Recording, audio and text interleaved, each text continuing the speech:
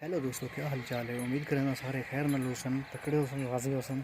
आज मैं तो को देहात के खूबसूरत मनाजर दिखाना। देहात का एक नवा डेयरी फार्मिंग सिस्टम दिखाना।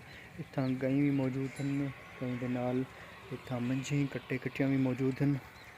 कुछ गई ई साइड से मौजूद हैं, मतलब भी मैं विजिट करना तो को ज़बरदस्त किस्म दिया कीमती गई इतना मौजूद हैं। और उन साइड से दो मंझ बधी गई है, वो भी नीली रावी नस्ल की कीमती मंझ है। इन्हें को टोका वगैरह जो है वो सट दिता गया है। इन टाइम में खाने पैन दो तुम देख सकते हो। इन्हें टोके के नाल खल भी मिक्स की हुई नहीं। इन्हें को बहुत खूबसूरत नज़र हैं, ज़बरदस्त किस्म दे।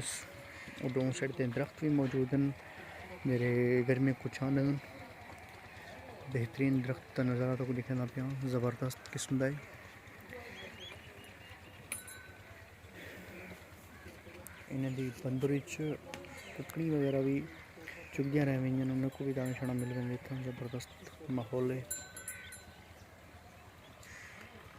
उम्मीद करना वीडियो तो पसंद आ। वीडियो पसंद आने की जरूरत है, वीडियो को लाइक करें, चैनल को सब्सक्राइब करें। मिलते हैं अगली वीडियो में।